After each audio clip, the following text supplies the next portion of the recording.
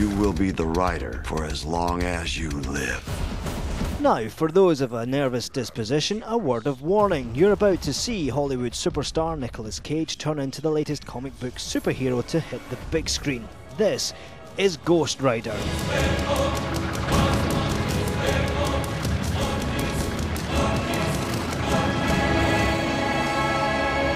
Ghost Rider, he's a man of opposites, isn't he? Because he's got his leather gear, he's got his bikes, a bit hot-headed, no pun intended, well, man. It's okay, the puns are important to the comic book. But he likes Karen Carpenter. He loves his jelly beans. Yes. Yeah, he is a man of opposites, but it makes him a much more rounded character, yeah. I think that if someone was really trying to keep demons away, they would do everything they can to relax and not call them to them.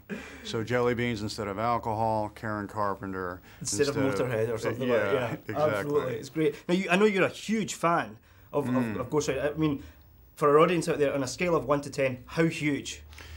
Well, 10, because I was always interested in the monsters when I was reading the comics. I like Ghost Rider and I like the Hulk. I thought how fascinating that these characters that are so scary looking could also be good.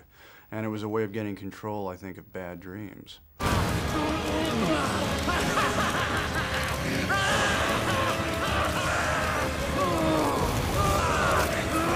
I think it's the right amount of scary but not too much. I think you can bring the family, and it's a cautionary tale of what not to do.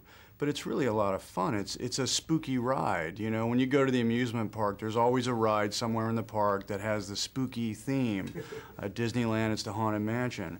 It doesn't mean it's going to overwhelm you or scare you too much that you can't sleep. It just means you're going on the spooky ride, and it's not going to take itself too seriously. You got an angel looking after you. Maybe it's something else. The story goes he made a deal to save someone he loved. Because there's a good morality tale here as well. Yes. I mean, he does sign a pact with the devil, but there's a kind of twist to that as well, isn't there? Yes, he was tricked. He was tricked, and it teaches one not to make deals with the wrong people. Yeah, and it's a little bit a gray area if he did sign or didn't, because the blood accidentally spilled, but he didn't really put his name on it. So he's been tricked by the devil. Stay away from anybody he can use against him. Roxanne. Don't you care about me at all? You have to leave now. I'm not going anywhere. And it's got some great performances in it. Ava's a lot of fun to watch in it. She really lifts the movie. She is. Yeah. She looks like a I would watch it on the news. Right. She can come and work for us. Right. She's very voluptuous, and she looks like a comic book hero, you know. So it's a lot of fun. And you've been closely tied to, you know, I think Superman was the sort of other sort of superheroes, and I think Superman was the sort of closest that you came to. That came very close. Yeah. But this the shoe fits with this. I think much better than Superman for me. I was going to take Superman and turn him upside down. I wanted, if I'm going to do that character, that extremely famous character who needs no introduction, I would have to do something brand new with it. Obviously, when I saw this version, they didn't want to do that. They wanted to be more nostalgic, which is good for that part.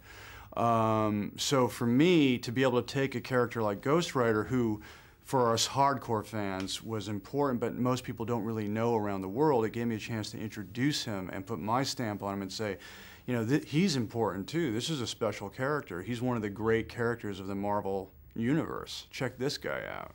And are you prepared for the onslaught from the fanboys? Because you are now going to be, you know, you've got conventions and all this sort of stuff. I mean, you're going to be asked to these things all the time now.